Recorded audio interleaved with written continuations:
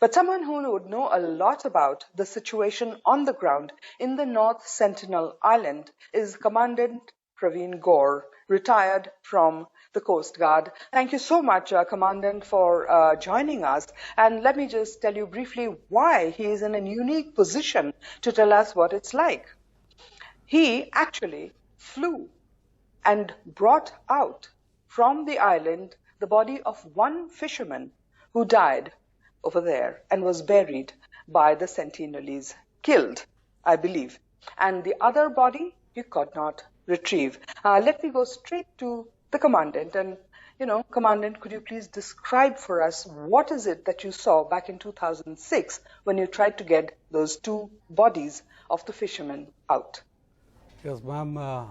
Actually, I was posted there as a flight commander of a Port Blair Chetak flight, which is situated at Port Blair, and we had an information that two fishermen were lost at sea, and we were supposed to carry out search and rescue for them.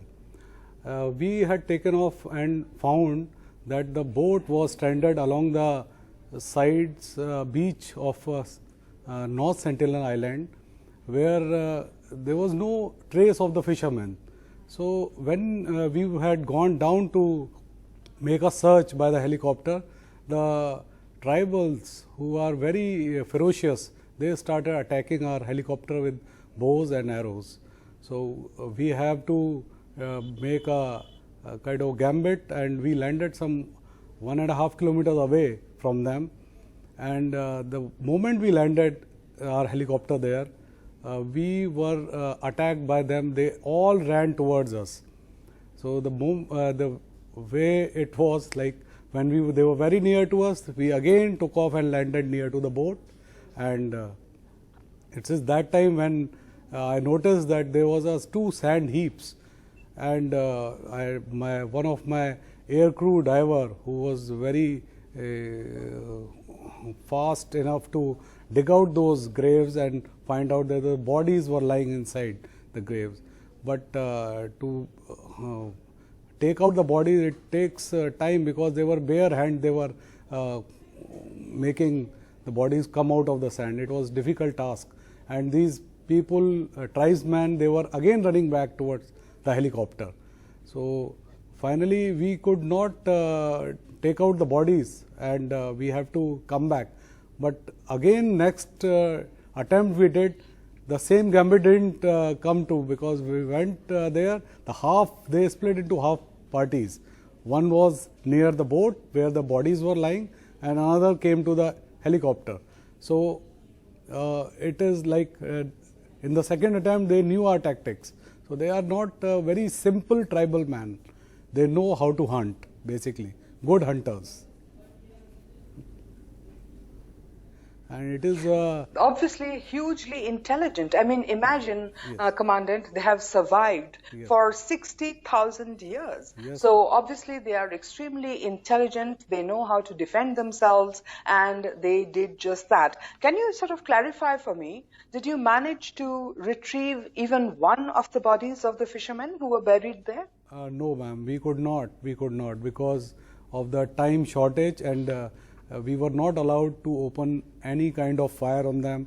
We could not take hostage, and it is very, very hostile environment when more than 50 or 100 people are running towards them, towards you with spears, arrows, and shooting at you. You cannot endanger your life of your men, and it will be very unsafe at that moment.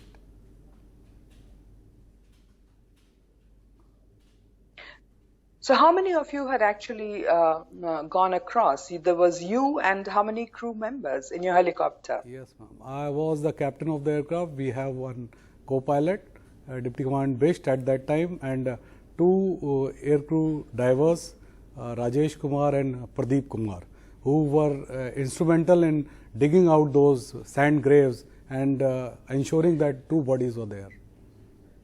They were tied up with the ropes and nets which were carried in those fishermen boats. So the bodies were there? Yes, bodies were there. Oh my goodness, the bodies had ropes around their neck? Yes, they were strangulated by those tribesmen.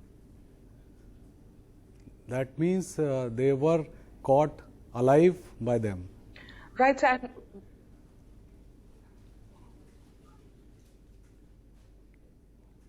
that's really quite shocking, and I so wish that John Allen Chau had been aware of this situation and perhaps not taken the risk that he did. One more thing I wanted to ask you, sir. You said there were 50 to 100 warriors?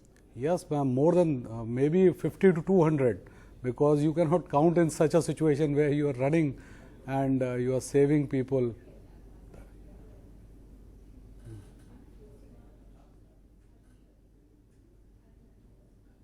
That's right, but you know, that is very good news as far as the anthropologists go, because if there were 200 of them, you know, that is more than anthropologists believe there are. We are being told by some that there are as few as 40 Sentinelese left. 200 is a very welcome number. 200 tribals who have been around for the last 60,000 years. Thank you so much, Commandant Gaur, for joining us, and congratulations. You even got a medal for bravery for this particular operation. Thank you very much for joining us.